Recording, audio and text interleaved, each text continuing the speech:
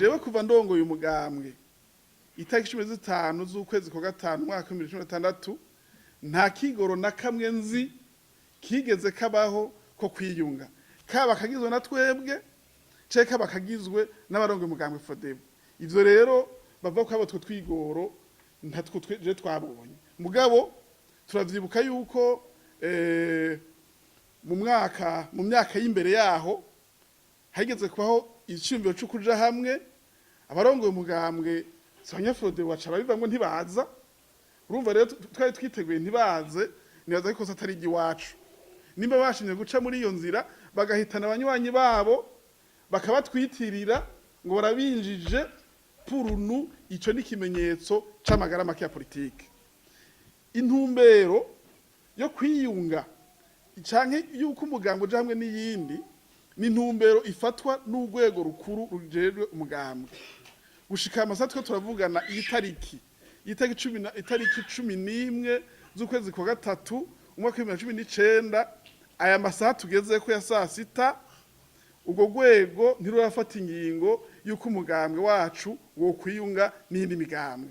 Ico nagaga kubwira nuko umugambwe Frodebu nyakuri wavuye muri Frodebu senarede tarabaho. Nukuvuga ivyo umugambwe Frodebu nyakuri waneguye muri Frodebu si senarede gusa. Hari izindi ngendo nyinshi turindire yuko bahindura. Ubundi bw'umugambwe wacu ruguruye umuntu wese uza turi mu murongo umwe wa politike akeneye kuduherekeza tuzomwakira. Mugabo sukuvuga ngo umuntu avuye muri senarede ngo byose biruzuye turacabona izindi nge kuko ushika nk'aya masanda yikubwiye ubabaje kuvyeke kuja amatora wumvise ivy'umukuru umugambwe avuga ivy'icegera ciwe avuga n'ivy'umuvugizi avuga ntibisa. Nitone yakazoja amatora none abantu tutazi ko azoja amatora kuko ibivuga n'umukuru umugambwe bivugwa n'icegera ciwe n'umuvugizi wiwe biratandukanye.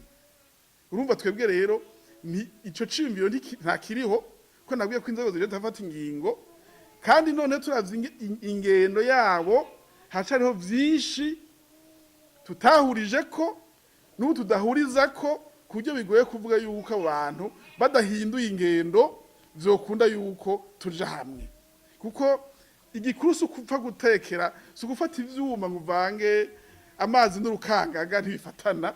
Ni vyiza yuko ivyo bimanza gusa imbere yuko bisabirana. Ubu rero ntiturasa ntaga ko dusabirana.